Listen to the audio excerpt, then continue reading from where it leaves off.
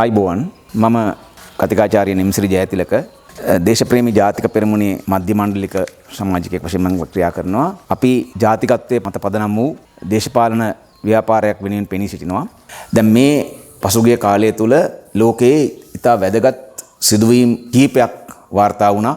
එකක් රුසියානු මැතිවරණය, ඊළඟට ඊයේ පෙරේදා අවසන් වෙච්ච ජර්මනු මැතිවරණය. මේක ඉතා වැදගත් අපේ රටට.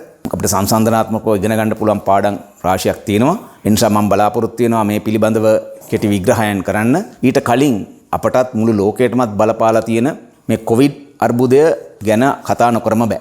මොකද මේක තාමත් අපටත් විතරක් නෙමෙයි මේ ලෝකේ හැම රටකටම වගේ මේක යම් යම් ප්‍රමාණ වලින් බලපාලා තියෙනවා. රටවල් ලොක්ඩවුන් කරලා කියන්නේ තහංචි පනවලා මිනිසුන්ට එළියට යහගන්න බෑ, පාසල් වහලා එහෙම තියෙන තත්ත්වයක් තුළ ලෝකයේ ආර්ථිකය ඉතාමත්ම දරුණු ලෙස කඩා වැටෙමින් පවතිනවා. විශේෂයෙන්ම අපේ වගේ රටවල් වලට දැන් පොහොසත් රටවල් වලට පොඩ්ඩක් අපිට වඩා දරා ගන්න පුළුවන්. ජනතාවට සුබ සාධන ලබා දීලා එහෙම කරන්න පුළුවන් ඒගොල්ලන්ට. නමුත් අපි වගේ රටවල් වලට ඒක කොහෙත්ම කරන්න බෑ. ඒ නිසා අපිට පේනවා අපි දිනෙන් දින රටේ තත්ත්වය, ආර්ථික තත්ත්වය පරිහානියට පත් වෙමින් පවතිනවා. නිසා ජනතාව නොසන්සුන් වෙනවා. ඒක ස්වභාවිකයි. ඉතින් මේ අතර මේ රටේ විපක්ෂ කණ්ඩායමුත් ඒක මත පදනම් වෙලා අර බොරදියේ මාළු බාන්න වගේ මේ හරියට මේ ඒගොල්ලෝ පාලනය කර විශේෂයෙන් පහුගිය යහපාලන රජයේ කාලේ මෙහෙම කොවිඩ් වසංගත තත්ත්වයක් කියලා පහලකවත් තිබෙන්නේ නැති කාලෙක ඒගොල්ලෝ රට අගාධයට ගෙනිච්ච රටේ ආරක්ෂාව ඉතාමත්ම පරිහානියට ලක් කරනවා. ඉතින් අපි දැක්කා ඒ රජය ගත්ත තීරණ ප්‍රධාන වශයෙන්ම රටේ ආරක්ෂක හමුදා දුර්වල කිරීම. ඒ විතරක් නෙමෙයි ලෝක වාර්තාවක් තබමින් යම් රටක් තම රටේ හමුදාවම චූදිතයන් කරලා ඇමරිකාව සමග මානව හිමිකම් කවුන්සිලයට, එක්සත් ජාතීන්ගේ මානව හිමිකම් කවුන්සිලයට චෝදනා පත්‍රයක් ඉදිරිපත් කළා. ඇමරිකාව විසින් හදපු, මම හිතන්නේ බ්‍රිතාන්‍යයත් මේකට හවුල් වුණා. ඇමරිකාව තමයි ඉදිරිපත් කළේ මුල් වුණේ. ඇමරිකාව සමග ශ්‍රී ලංකා රජය, ඒ පහුගිය යහපාලන රජය හවුල් වෙලා එතකොට විදේශ ඇමතිතුමා හිටියේ මංගල සමරවීර මහත්මයා, අගමැති රනිල් වික්‍රමසිංහ, ජනාධිපති මෛත්‍රීපාල සිරිසේන. ඇත්තම මේකේ මූලිකත්වය අරගෙන කටයුතු කළේ රනිල් වික්‍රමසිංහ මහත්මයා, අගමැති හෙට්, ඒ වගේම විදේශ ඇමති මංගල සමරවීර මහත්මයා. මේ ප්‍රධාන මේ අගමැතිත් විදේශ ඇමති මේ දෙන්න මූලිකත්වයෙන් ඇමරිකාව සමග එකතු වෙලා අපේ හමුදාවන්ට විරුද්ධව චෝදනා පත්‍ර බාර දුන්නා. ඒක තමයි පළවනු වරට මං හිතන්නේ ලෝක ඉතිහාසයේ මේ එක්සත් ජාතීන්ගේ මේ ඉතිහාසය තුල රටක් තම හමුදාවට එරෙහිව චෝදනා ගොනු කරපු අවස්ථාව. ඉතින් මේක නිසා පුදුම වෙන්න දෙයක් නැහැ. මේ රටේ ආරක්ෂක හමුදා අන්ත අසරණ තත්ත්වයටපත් වුණා. කොටි ත්‍රස්තවාදය පරාජය කිරීමේලා තාමත්ම විශිෂ්ට කාර්යභාරයන් ඉටු කරපු, තම ජීවිත පරදුවට තබලා ක්‍රියා කරපු බුද්ධ්‍යංශ නිලධාරීන්, ඉහළ නිලධාරීන් අපි දැක්කා හිරගවල් වලට ගාල් කරනවා. එතකොට මේගොල්ලන්ට චෝදනා ඉදිරිපත් නොකර අවුරුද්දකට වඩා කාලයක් අපි දැක්කා සමහර නිලධාරීන්ව හිරබාරයේ තබාගෙන තිබෙනවා. ඒගොල්ලන්ට කියලා තිබුණේ එක දෙයයි, මේවට හිටපු ආරක්ෂක ඇමති මහින්ද රාජපක්ෂ රජයේ ආරක්ෂක ලේකම් ගෝඨාභය රාජපක්ෂ මහත්මයාගේ නියෝග මතයි එක කලිය කියලා කිව්වොත් නිදහස කරන බව ඒ අයගේ බිරින්දෑවරුන්, දරුවන් ප්‍රසිද්ධියේ මාධ්‍යවල ප්‍රකාශ කළා. ඒතර මෙවැනි අවාසනාවන්ත තත්වයක් තුල තමයි පහුගිය විපක්ෂය වැඩ කළේ. ඒ නිසා ඒගොල්ලන්ට කිසිම සදාචාර අයිතියක් නැහැ මේ ගැන කතා කරන්න. මොකද ඒගොල්ලන්ටත් විසඳුන්නේ නැහැනේ. ඒගොල්ලෝ කියන්නේ අපි දැක්කා හිටපු අගමැති රනිල් වික්‍රමසිංහ මහත්මයා පුනා කියනවා පාර්ලිමේන්තුවේදී අපි රට ගොඩ එන්න නම් ජාත්‍යන්තර මුල්‍ය අරමුදලෙන් සහ ලෝක බැංකුවෙන් ණය අරගෙන ඒ අයගේ උපදෙස් අනුව මේ රට ගෙනියන්න ඕනේ කියලා. ඉතින් අපි දැක්කා ඉතින් ඒ උපදෙස් අනුවනේ ඒගොල්ලෝ රට පාලනය කළේ පහුගිය අවුරුදු 5කට කිට්ටු කාලයක්. ඒ කාලය තුල රටට වෙච්ච දේ අපි දන්නවා. රටේ සම්පත් විකුණන්න ගියා. බොහොම අමාරුවෙන් මේ රටේ ජාතික සංවිධානය එකමුතු වෙලා ඒ බොහෝ දේවල් නැවැත්තුවා.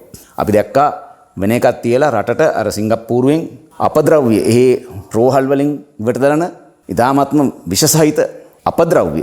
මොකද සමහර ඒවා තියෙනවා දැන් ඔය පිළිකා රෝගීන්ට රේඩියේෂන් තෙරපි කරනවා. එතකොට ඒගොල්ලන්ගේ මුත්‍රාවල ඒගොල්ලන් බහිස්රාවය කරන දේවල් වල තියෙනවා ඒ විකිරණශීලී ද්‍රව්‍ය. ඒතර ඒවා පවා අපද්‍රව්‍යත් එක්ක එනවා. මේවා ලංකාවේ භූමිවල මේවා ගොඩ ගහන දාන්න එවැනි කිවිසුමක් අශ්‍රම් කරලා තිබුණා. යන්තම් මේ පරිසරවේදීන්, ලංකාවේ ඉන්න පරිසරවේදීන් සහ ජාතික සංවිධාන එකට එකතු වෙලා ඒ වෙළඳ කිවිසුම අහෝසි කරන්න, ක්‍රියාත්මක නොකරන්න වැඩ කරගත්තා. අන්න එහෙමයි පහුගිය කාලේ අපි ගෙවුනේ. එතකොට රාජ්‍ය දේපල විකුණන්න උත්සාහ කළා. ඇත්තටම විකුණුවා. දැන් හම්බන්තොට වරාය සම්පූර්ණයෙන්ම චීනයට අවුරුදු 99 අවුරුද්දකට චීනයට ගියා. එතකොට මේ විදිහට එතකොට ඒකට හරියන්න කනගාටුට කරුණ මේ රජය ඇවිල්ලා ඒක බැලන්ස් කරන්න නැගෙනහිර පර්යන්තේ ඉන්දියාවට දෙන්න ගියා. ඒකත් බොහොම අමාරුවෙන් වෘත්තීය සමිති සහ ජාතික සංවිධානය එකමුතු වෙලා නවත්ත ගත්තා. දැන් මේ රජය කනගාටුයි කියන්න බහුතරයක් සිංහලයන්ගේ ඡන්දයෙන් පත්වෙච්ච රජය 69 ලක්ෂයක් ඡන්දෙ දීලා පත් කරගත්ත රජය 3/2ක පාර්ලිමේන්තුවේ ආසන වලින් 3/2ක ප්‍රතිශතයක් ලබාගත් රජය දැන් නැවතත් අර රනිල් වික්‍රමසිංහ මහත්මයාලා කරපු ඒ මාර්ගයේ යන්න පටන් අරන් තියනවා කියලා අපිට පේනවා. ඒකට ලක්ෂණ බොහෝ පේනවා. එකක් තමයි අර කෙරවලපිටියේ යුගදනව් ස්වභාවික වායු බලාගාරය ඒක සියලු ටෙන්ඩර් පටිපාටි උල්ලංඝනය කරමින් හදිසියේ ඇමරිකාවට ලබා දීමට තීරණයක් ගැනීම. එතකොට අපි දැක්කා මීට ටික කලකට කලින් මාස කිහිපයකට කලින් මේ ප්‍රශ්නය බලාගාරය පිහිටනවායි කියලා තීරණය අරගත්ත වෙලාවේ මේ ලංකාවේ ඉන්න ඇමරිකානු තානාපතිනිය එතුමිය මාධ්‍යවල ප්‍රකාශ කළා ඒක රජයෙන් ඉල්ලා සිටිනවායි කියලා ඒක ඇමරිකන් සමාගමකට දෙන්න කියලා. එතකොට ඒක කොහෙත්ම තානාපතිවරුන්ගේ තියෙන ආචාර ධර්ම පද්ධතියක්. ඒ ආචාර ධර්ම පද්ධතියට කොහෙත්ම අදාළ නැහැ ඒවා. ඒවා උල්ලංඝනය කරමින් ඉතාමත්ම උද්දච්ච විදිහට මේක ඇමරිකන් කොලනියක් කියලා ප්‍රාන්තයක් කියලා හිතලා වෙන්න ඇති. ඒ විදිහට කටයුතු කරමින් එවැනි බලපෑම් කරනවා මේ රජයේ අපේ අභ්‍යන්තර ප්‍රශ්නයක් සම්බන්ධයෙන්. ඒක කාටද දෙන්නේ? එවැනි මර්මස්ථාන බලශක්තිය කියන්නේ ඉතා වැදගත් අංශයක් රාජ්‍ය අංශය. එතකොට රාජ්‍ය ආරක්ෂාවට පවා බලපාන ඒක මොන සමාගමකට දෙන්නේ කියන එක තීරණය කරන්න ඕනේ අපේ රටේ ඒ අදාළ ප්‍රවීණයින් විශේෂඥයින්. ඒ මිසක් කොහේත් රටක තානාපතිවරයෙක් හොරියක් කියන දේ කරන්න බැඳිලා නැහැ අපි. එතුමිය මීට කලිනුත් ඔහොමයි මට මතක් වෙනවා පහුගිය රජයේ කාලේ එතකොට ජනාධිපති සිරිසේන මහත්මයා එතුමා පැහැදිලිව එතුමාව හම්බෙන්න මට අවස්ථාවක් ලැබුණා. විශ්වවිද්‍යාල ආචාර්යවරු එතුමාව හම්බෙච්ච වෙලාවේ අර අවසාන යුගයේ වගේ ඒ ආණ්ඩුවේ යහපාලන කාලේ අවසාන කාලේ එතුමා පැහැදිලිවම රනිල් වික්‍රමසිංහ මහත්මයාගෙන් වෙන් වෙලා කැඩිලා හිටියේ. එතුමාව හම්බෙන්න අපිට අවස්ථාවක් ලැබුණා. එතකොට ඒ වෙලාවේ එතුමා පැහැදිලිවම කිව්වා කෙලින්ම මට හරියට බලපෑම් කරන ඔය මම කලින් කිව්ව ඇමරිකානු තානාපතිනියමයි ඒ වෙලාවෙත් හිතන හිටියේ ඒ තනතුරේ හිටියේ එතුමිය බලපෑම් කරනවා කියලා වර්තමාන දැන් තාමත් ඉන්නේ ඒ අපේ හමුදාපතිතුමා ශවේන්ද්‍ර සිල්වා මහත්මයාව පත් කරන්න එපා කියලා. එතුමා යුද අපරාධකාරයෙක් ඒගොල්ලෝ කියන හැටියට. ඒ නිසා එතුමාව පත් කළොත් බරපතල ප්‍රශ්න වලට ලංකාවට මුහුණ දෙන්න වෙයි කියලා එතුමිය ඒ ඇමරිකානු තානාපතිනිය ජනාධිපතිතුමාට කතා කරලා තිනවා. ජනාධිපතිතුමා අපිට කිව්වා සිරිසේන මහත්මයා අපිට කිව්වා මම එයාගේ බලපෑමට නතු වෙන්නේ නැහැ. මම එයාට අවස්ථාවක් දුන්නෙත් නැහැ. හැබැයි මට දැන් දෙන්න වෙනවා. එතකොට එතුමාට තව සතියක් වගේ තිබුණේ දවස් කීපයයි තිබුණේ මේ පත්වීම කරන්න.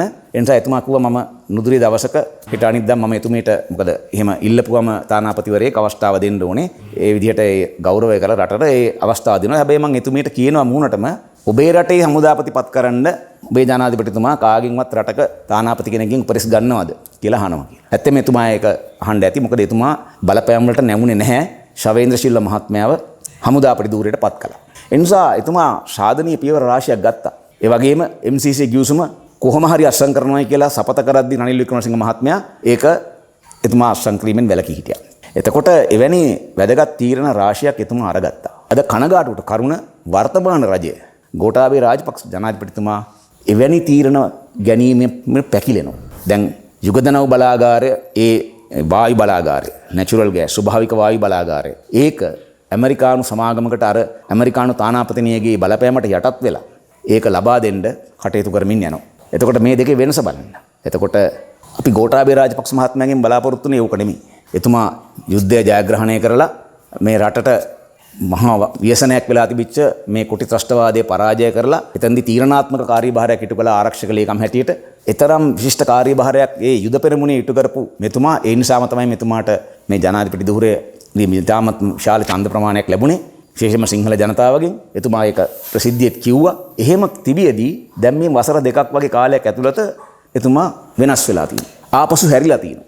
දැන් ගමන අර රනිල් වික්‍රමසිංහ මහත්තයලා මංගල සමරවීර හිටපු ඇමතිතුමා ඒගොල්ලෝ කරන්ගේ වැඩපිළිවෙල කරනවාදෝ කියන සැකය අපට ඇති වෙනවා. මොකද මේ වෙනකොට ඇමරිකාවේ ශ්‍රී ලංකා තානාපති ධූරයට පත් කරලා තියෙන්නේ බටහිර ගැති පුද්ගලයෙක් මහින්ද සමරසිංහ මහත්මයා. අපි දන්නවා මහින්ද සමරසිංහ මහත්මයාගේ පැටිකිරිය. එතුමා ඇත්තෙන්ම යහපාලන කාලේ නැවතත් එක්සත් ජාතික පක්ෂයට යන්න ගියා. ඒක මම හිටියෙත් එක්සත් ජාතික පක්ෂයේ. එතුමා නැවතත් එක්සත් ජාතික පක්ෂයට යන්න ගියා. හැබැයි රනිල් වික්‍රමසිංහ මහත්තයා ගත්තේ නැහැ.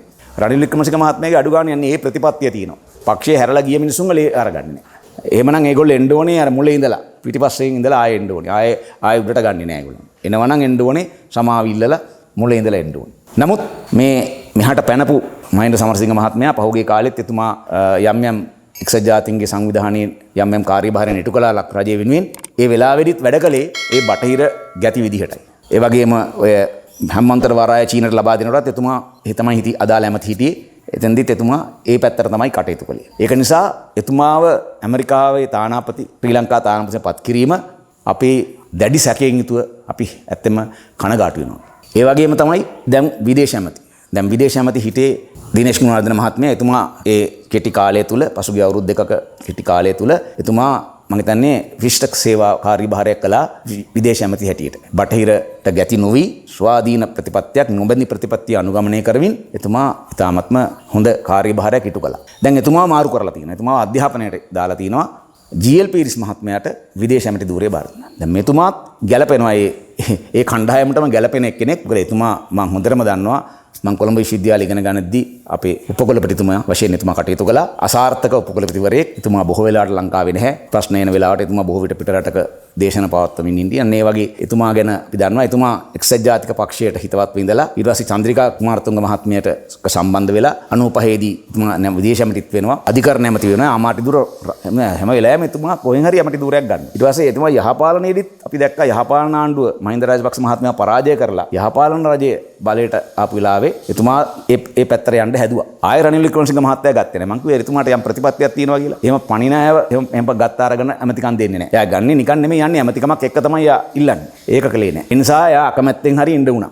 එතකොට ඔය කීප දෙනෙක් යහපාලනයට පණින්න හදපු අය ඒ රනිල් වික්‍රමසිංහ මහත්මයා ගත්තේ නැති නිසා මේ හිටියා. එතකොට අද එතුමා මේ රටේ විදේශ ඇමති. එතකොට ඒක ඉතාමත්ම තීරණාත්මක සහ අපිට අපිව කම්පනයට පත් කරන සිදුවීමක්. ඒ වගේම තමයි මිලින්ද මොරගඩ මහත්මයා තවත් එක්සත් ජාතික පක්ෂයේ බලකණුවක් යම් යම් දූෂණ වහගන්න මහින්ද රාජපක්ෂ මහත්මයාට එකතු වෙලා ඊට පස්සේ ඒ ජනතාව ඡන්දයෙන් ප්‍රතික්ෂේප වෙලා කොහොම හරි නොයෙක් සංවිධාන අටවගෙන අපි දන්නවා අර පාත්ෆයින්ඩර් වගේ ඒ වගේ සැකසහිත තාමත්ම බටහිරත් එක්ක සම්බන්ධ ඇමරිකානු සම්බන්ධතා තියෙන සංවිධාන අටවගෙන එතුමා බොහොම රහස්‍යගත මෙහෙයුම් ඉටු කරමින් හිටියා. එතුමා පත් කරනවා ඉන්දියාවේ අපේ ඉන්දියාවේ ශ්‍රී ලංකා මහා කොමසාරිස් තනතුරට. එතකොට ඉන්දියාව කියන්නේ අපිට ඉතා වැදගත් රටක්, ඇමරිකාව වැදගත් රටක්. එවැනි දේශපාලන වශයෙන් වැදගත් ස්ථානවලට ස්ථානගත කරනකොට මේ රටට හිත ඇති ලෝක දේශපාලනය ගැන හොඳ අවබෝධයක් තියෙන පරිණත මිනිස්සු දානවා වෙනුවට බටහිර ගැති විශේෂයෙන්ම ඇමරිකන් හා බ්‍රිතාන්‍ය ගැති පුද්ගලයින්ව ඒ මර්ම ස්ථාන වලට පත් කරලා තියෙනවා.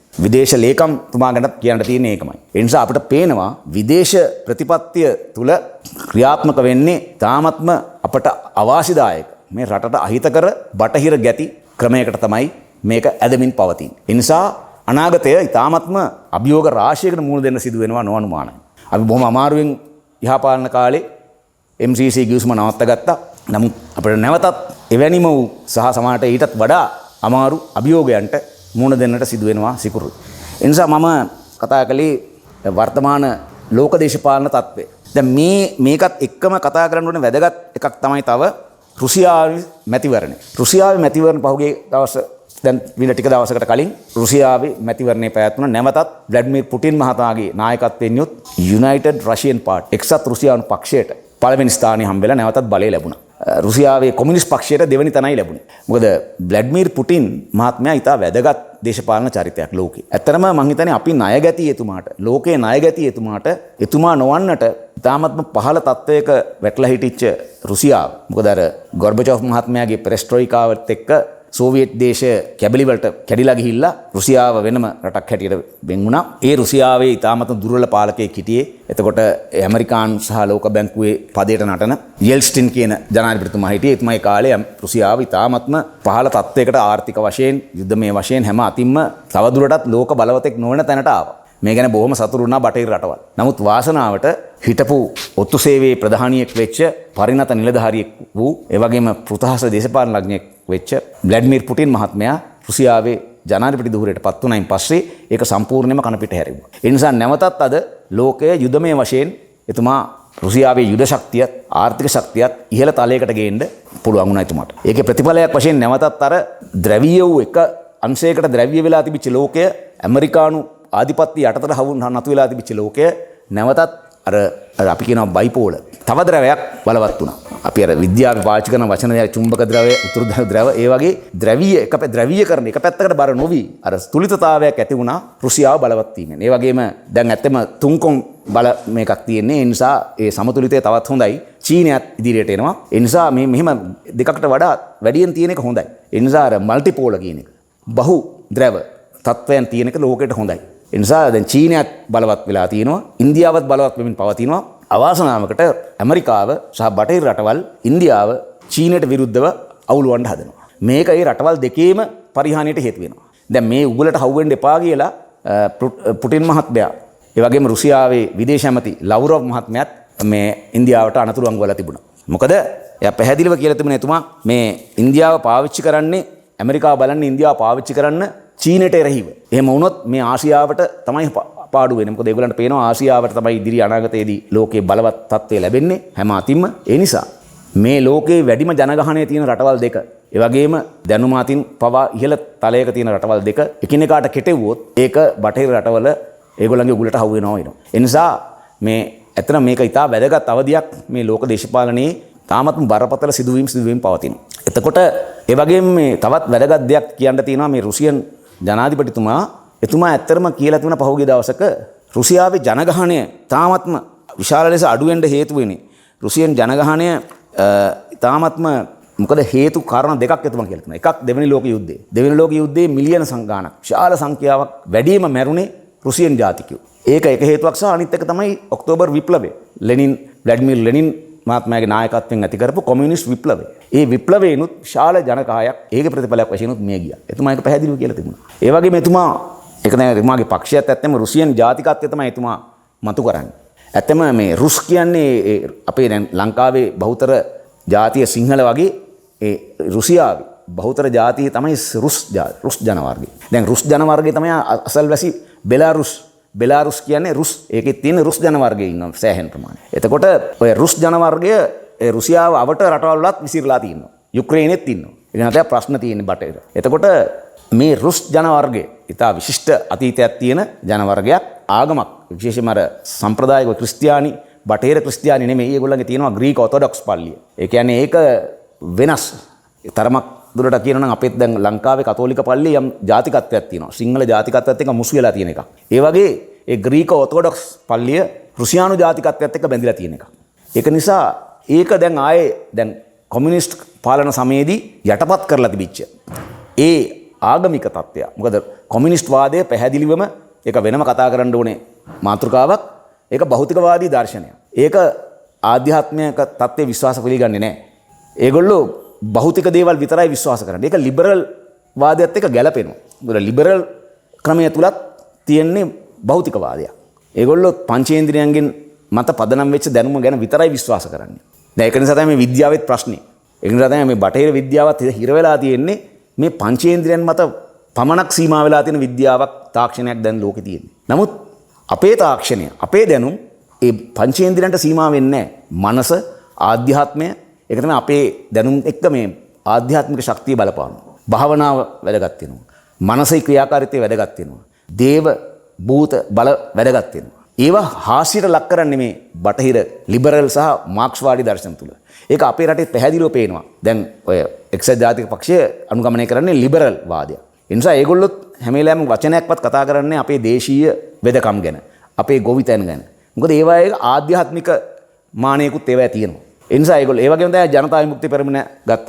ජනතා විමුක්ති පෙරමුණත් ඔය පෙරටුගාමීන් ඒගොල්ලන් කැඩලා ගිය පෙරටුගාමී පක්ෂයත් කතා කරන්නේ එන්නත් කරන්නේ ගැන, බටහිර වෙදකම ගැන තමයි ඒගොල්ලෝ කතා කරන්නේ. මොකද ඒගොල්ලන්ගේ දර්ශනය තුලම ඒගොල්ලෝ කොටු වෙනවා ඒ භෞතිකවාදී දර්ශනයට හිර වෙලා. පුටින් කියන්නේ එයින් ඔබට ගිය නායකයෙක්. ඒ නිසා රුසියන් ජාතිකත්වය ඉස්මතු කරලා අද එතුමා ඒ අමතක වී ගිය ඒ රුසියන් කොමියුනිස්ට් විප්ලවයත් එක්ක අමතක වී ගිය රුසියන් ජාතිකත්වයේ ප්‍රධානියන් එතුමා ඉදිරියට අරගෙනමින් ඉන්නවා.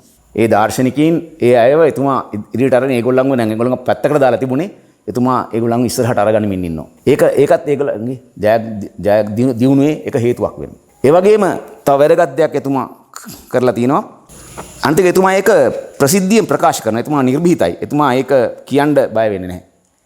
දැන් වෙන එකක් තියා මම දැක්කා ඊට වැදගත් කාරණාවක් මේ කියන්නේ රුසියාවේ විදේශ ඇමති ඉන්නෙත් ඇත්තටම හිතා අපිටත් වැදගත් පුද්ගලයෙක් සර්ජි ලව්රෝව්. සර්ජි ලව්රෝව් ඇවිල්ලා මේ සිංහල දන්න කෙනෙක්. එතුමා සිංහල භාෂාව දන්නවා. එතුමා කතා කරන දන්න එක භාෂාවක් තමයි සිංහල. එතුමා ව්‍යක්තව ඉංග්‍රීසි කතා කරනවා, සිංහල දන්නවා. එතුමා මොකද එතුමා ලංකාවේ මුල්ම කාලේ එතුමා ලංකාවේ තානාපති සේවයට ඇවිල්ලා තිනවා. ඒ නිසා එතුමා ලංකාව ගැන දන්නවා. ලංකාවට ආදරය කියලා එතුමා කියලා තිනවා. ඒ නිසා ලංකාවට ආදරය කරන සිංහල දන්න තානාපතිවරයෙක් තමයි රුසියාවේ ඇමතිවරයෙක් නැහැ රුසියාවේ විදේශ ඇමතිතුමා. මෙතුමා ඊ타මත්ම හෘතහස්ත දේශපාලනඥයෙක්. එතුමා කියලා තිනවා මේ බටහිර රටවල දරුවන්ට හරි අවාසනාවට තත්ත්වයකට යනවා කොච්චරද කියනවා නම් ඒගොල්ලෝ බටහිර දරුවන්ට පාසල් වල අර LGBT කියන ප්‍රොපගැන්ඩා එක. ඒ කියන්නේ LGBT කියන්නේ ඔය L කියන්නේ ලෙස්බියන්. G ලෙස්බියන් කියන්නේ ගෑනු ලිංගික සම්බන්ධතා. ගේ කියන්නේ පිරිමි. ඒතර බයිසෙක්ෂුවල් B කියන්නේ දෙකම. ගෑනු පිරිමි දෙකම සමග සම්බන්ධතා. T කියන්නේ ට්‍රාන්ස්ජෙන්ඩර්. ඒ කියන්නේ දැන් අද තියෙනවා විද්‍යාවේ බටහිර වෛද්‍ය විද්‍යාවේ අද ඒව නම් දිනු වෙලා තිනවා. කොවිඩ් වලට ප්‍රතිකාර නැති වුණාට පිරිමි ගෑනු කරන්න පුළුවන්, ගෑනු පිරිමි කරන්න පුළුවන්. හෝමෝන් ඉන්ජෙක්ෂන් ගහලා පිරිමියෙකුට ඒ අවශ්‍ය කරන ඒ එන්නත් ගහපුවම ඒ හෝමෝන් ක්‍රියාකාරීත්වයේ වෙනස නිසා පියවුරු වැඩෙනවා. ඒ විදිහට අනිත් අවයවයන් වෙනස් වෙනවා. ඒ වගේම අනිත් පැත්ත. එහෙනම් ට්‍රාන්ස්ජෙන්ඩර් කියන්නේ. ඒතර LGBT කියන්නේ එකට කියලා තමයි ඒ ව්‍යාපාරයේ ලෝකේ පුරා බොහොම පහුගිය කාලේ වේගයෙන් පැතිරලා ගියා. දැන් සමහර රටවල් දැන් හංගේරියාවගේ රටවල් ඒකට විරුද්ධව වැඩ කරනවා. ඇත්තම ඇමරිකාවේ හිටපු ජනාධිපති ඩොනල්ඩ් ට්‍රම්ප්ත් ඒකට විරුද්ධයි ඇත්තම.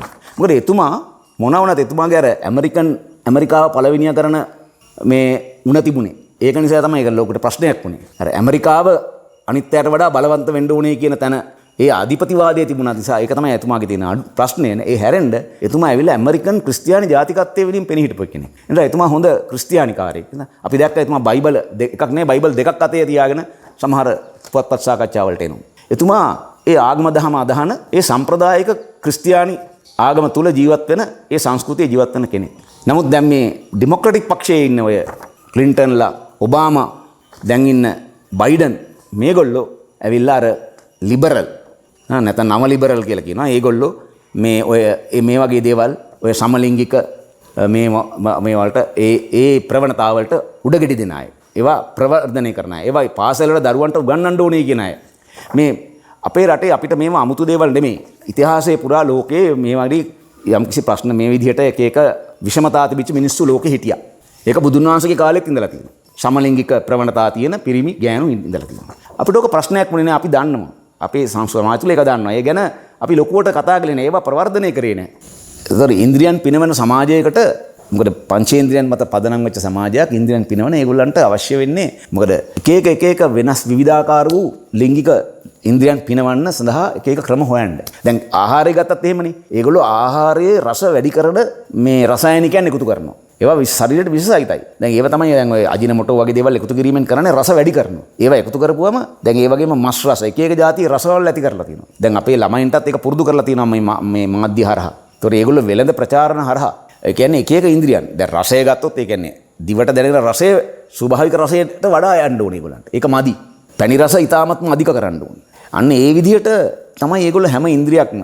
එතකොට පෙනෙන දර්ශනත් එහෙමයි. දර්ශනත් ඒ වගේ දර්ශන ඊටාත්ම හැකිතාක් තම මිනිසුන්ගේ ඇස් පිනවන්න ඕනේ. ඒ නිසා නොයෙකුත් උපක්‍රම පාවිච්චි කරනවා. කාන්තාවන්ගේ නිර්වත් බව පාවිච්චි. ඒ විදිහට තමයි ඒක යන්නේ. ඉතින් මේ වගේ තමයි අනිත් මේ ලිංගික ආශාවන් ඒව පවා විවිධ දේවල්, විවිධ උපක්‍රම, විවිධ හෝමෝන වර්ග පාවිච්චි කරමින් මිනිසුන්ගේ ලිංගික තත්ත්වයන් වෙනස් කරන්නට පවා අද විද්‍යාව ඔය අතින් නම් දියුණු වෙලා තියෙනවා. මම එකයි කිව්වේ මේ කොවිඩ් වසංගතයේ ලෝකයෙන් වෙලාගත්ත කොවිඩ් වසංගතයේ ප්‍රතිකාරයක් නැති වුණාට මම ඉඟක් දන්නවා ලෝකයේ බොහෝ විද්‍යාඥයෝ පිළිගන්නේ නැහැ එන්නත ප්‍රතිකාරයක් කියලා. ඒකගෙන බොහෝ ප්‍රශ්න තියෙනවා. නමුත් ඔය වගේ දේවල් ඉඳුරන් පිනවීම සඳහා ආහාර හදන්න, ඒ වගේ කෘත්‍රිම ආහාර, කෘත්‍රිම දේවල්, දකින්න දේවල්, එතකොට මේ පිනවන ස්පර්ශ මේවා සඳහා නොයෙකුත් මෙවලම් සහ ක්‍රම විද්‍යාව සහ තාක්ෂණය දිනු කරලා තියෙනවා. දැන් මේකට විරුද්ධව දැන් කොච්චර නරක තැනට ගිහිල්ලා තියෙනවද කියනවා නම් ලව්රොව් මහත්මයා කියනවා බටහිර රටවල දරුවන්ට ඒතකොට එකක් ඔය LGBT ගැන උගන්වනවා. ඒ කියන්නේ සමලිංගික තත්ත්වයන් ගැන උගන්වනවා. ඒක හරියට සාමාන්‍ය දෙයක් වගේ කියලා දැන් පොඩි දරුවන්ට කියන්න සලස්වන්න.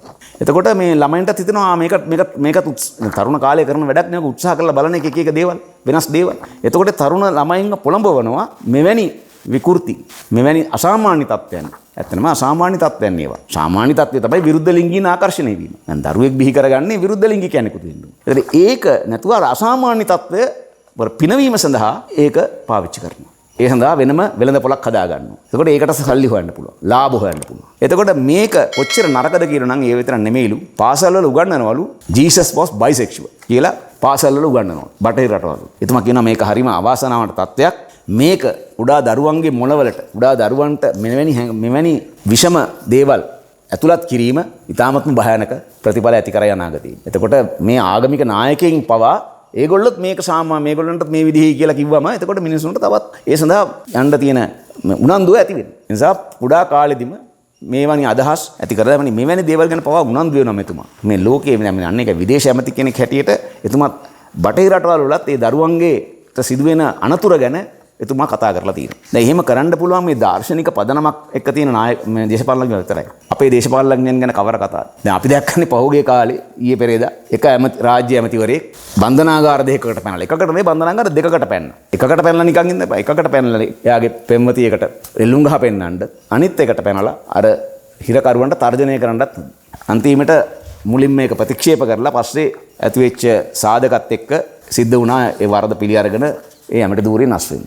හැබැයි දැන් එවැනි දැන් මේක කරන්නේ මේ රාජ්‍ය ඇමතිතුමා මේක කරන්නේ මේ වෙලාවේ එක්සත් ජාතීන්ගේ සංවිධානය තුල මානව හිමිකම් කවුන්සලේ මේ සැසිවාරය යන වෙලාවේ. දැන් ඒගොල්ලෝ අපිට විරුද්ධව දැනටමත් අවි අමුරාගෙන ඉන්නවා කොටිසෂ්ඨවාදීන් වෙනුවෙන්. එහෙම තියෙන වෙලාවක මෙහෙම ඇමතිවරයෙක් බන්ධනාගාරයට පැනලා සිරකරුවන් තර්ජනය කිරීම අර ඇවිලෙන ගින්නට පිදුරු දානවා වැඩන්නේ නේ. එතකොට එවැනි වෙලාවක ඒගොල්ලෝ කොහොමදත් ඒකේ අධ්‍යක්ෂක ජෙනරාල්වරිය අපිට විරුද්ධව වැඩ කරන කාන්තාවක්. එතුමිය බොහොම මේ අපේ හමුදාවන් එක්ක බද්ධ වෛරයකින් පෙළෙනවා. එයාට දැන් මේ අපේ කොටිසෂ්ඨවාදීන් අපි ඝාතනය කරයි කියන එකත් මානව හිමිකම් කඩවීමකට සලකනවා. දැන් ඒ රටවල් වල නම් නීති පවා සම්මත කරලා තියෙනවා ඇමරිකාවේ එංගලන්තේ ත්‍රස්තවාදීන් ඝාතනය කිරීම කිසිම විදිහකට ඒගොල්ලන්ව උසාවි වලට ගේන්න බෑ. කතා කරන්නවත් බෑ ගැන. ඒ විතරක් නෙමෙයි සාමාන්‍යයෙන් අහිංසක මිනිහෙක් වැරදිලා මැරුණත් ඒගොල්ලන්ට විරුද්ධව මුකුත් කරන්න බෑ කියලා. ඒගොල්ලෝ තියෙනවා ඇමරිකාවේ මේ එංගලන්තයයි. නමුත් අපේ රටේ පැහැදිලි ත්‍රස්තවාදීන් ඝාතනය කිරීමත් ඒක මානව හිමිකම් කඩකිරීමක් ලෙස තමයි ඒගොල්ලෝ සලකන්නේ. මේක හරි අපූර්ව විදිහට තමයි ඒගොල්ලන්ට ඕන විදිහට තමයි අර කබරගෝයා තලගෝයා කරගන්න වැඩ තමයි ඒගොල්ලන්ට තියෙන්නේ. ඒගොල්ලෝ කරනකොට ඒක ඒගොල්ලෝ සාමාන්‍ය ජනතාව සිවිල් ජනතාව මරලා තියෙනවා අමුමුයි. කුඩා ළමුන් පාසල් ළමුන් ඝාතනය කරලා තියෙනවා ඩ්‍රෝන් ප්‍රහාර වලින්. ඇෆ්ගනිස්තානයේ ඉරාකේ. ඒවා සාධාරණීකර. ඒවට මුකුත් කරන්න බෑ. අපේ රටේ ත්‍රස්තවාදීන් ඝාතනය කරත් ඒකට ඒගොල්ලෝ ලොකුවට මහා හඬක් නගනවා. දැන් එවැනි තත්ත්වයක් තුළ තමයි මේක සිද්ධ වෙන්නේ. හරිනම් රටේ නායකයා කරන්න ඕනේ දේ තමයි මෙයාව දැන් එයාට තවත් රාජ්‍ය ඇමති ධූරයක් තියෙනවනේ. මණික් ස්වර්ණාභරණය ධූරය. සියලු තනතුරු වලින් අයින් කරන්න. පක්ෂ සමාජිකත්වයේ තත්ත්වයට වල පරීක්ෂණයක් කරන්න ඕනේ. එහෙමනේ සිවිල් සමාජයක වේ යුතු දේ. සාධාරණ සමාජයක නම් වෙන්න ඕනේ දෙයකයි. ඇමතිවරයෙක් එවැනි වගකීමකින් තොරව අන්තික බීමති. එහෙම හැසිරෙනවා නම් අශීලාචාර විදිහට එයාට විරුද්ධව විනය පරීක්ෂණ කරන්න ඕනේ. දැන් මට මතක් වෙනවා මේ 2010 2015 කාලේ මහින්ද රාජපක්ෂ මහත්මයාගේ පිරිහීම ඇති වෙච්ච කාලේ. මම යුද්ධ ජයග්‍රහණය කළාට පස්සේ අර පිරිහීමක් ඇති වුණා. ඒ කාලේ හිටියා මර්වින් සිල්වා. මිනිස්සුන්ව ගස් බැඳලා දිමිකොටු දානවා. අන්න ඒ වගේ ප්‍රසිද්ධියේ මිනිස්සුන්ට දඬුවම් දෙන ඒ වගේම අපි දැක්කා තව තවත් අය තුවක්කු උඩට පත්තු කරගෙන සරුන් උස්සගෙන දුවන අය පොලිස් නිලධාරීන්ට තර්ජනය කරන ඇමතිවරු මන්ත්‍රීවරු අපි දැක්ක මහා නීති ශාස්ත්‍රයේ ලොකු කඩාවැටීමක් තිබුණා. ඒකේ ප්‍රතිඵලයක් වශයෙන් තමයි මේ ආණ්ඩුව පරදින්නේ. ඒක හේතුවක් ඒක. ඒතකොට ඒකෙන් පාඩම් ඉගෙන ගන්න නෑ මට පේන්නේ. දැන් මේ රජයේ යටතේත් එවැනි සිදුවීම් නැවත වෙන්න පටන් අරන් තියෙනවා. දැන් මේක බලා ගන්න තව තවත් අය තව තව දේවල් කරයි. ඒක ආදර්ශයක්. මොකද ඒගොල්ලන්ට මුකුත් වෙන්නේ නැත්තම්. දැන් මට හරි කනගාටුයි දැන් මේ විමල් වීරවංශ ඇමතිතුමා කියලා තිබුණා. එතුමා හොඳ වැඩක් කළේ ඉල්ලා අස්වීම. ඒක ලොකු හොඳ දෙයක්. ඒක ආදර්ශමත් වැඩක්. වරදක් පිළි අරගෙන අසුන එක. හැබැයි එතුමා අනිත් අනතුරු තියාගත්ත එක සාධාරණ වරදක් නැහැ කියලා. ඇයි? ඒකට එයා කියනවා එයා අන්න එයා අස්වැයිලු මේ මැණික් හොරකමක් වුණා නම්. දැන් මේක අපූර්ව කතාවන්නේ. එයා කොහොමදත් එතුමා ඇමතිවරයෙක්නේ. මේ මොන ඇමතිවරයෙක් හැටියට කටයුතු කළා නම් ඒ සියලු තනතුරු වලින් එතුමා වයින් කරන්න ඕනේ. ඉතින් ඒ වෙනුවෙන් කතා කරනවා නම් කවුරු හරි ඒක අපිට ඊටාත්ම කනගාටුවට කාරණාවක්. එහෙනම් මොකක් හරි ඒ අතර සම්බන්ධයක් තියෙනවද දන්නේ නැහැ ඒගොල්ලෝ. එයා වෙනුවෙන් පෙනී හිටින්නේ. ඒ කියන්නේ ස්වර්ණාභරණ හා මැණික් සහ ස්වර්ණාභරණ අමාත්‍යාංශය ඒ තනතුර තියාගන්න එක සාධාරණීකරණය කරන්නේ මොකද කියලා අපිට සැකමතුවේ. ඉතින් ඔන්න ඕකයි தත්ත්වය. ආයිබෝවන් ශ්‍රී ලංකා ටෙලිවිෂනය අභිබවා YouTube නාලිකා අතරේ ඉහළින්ම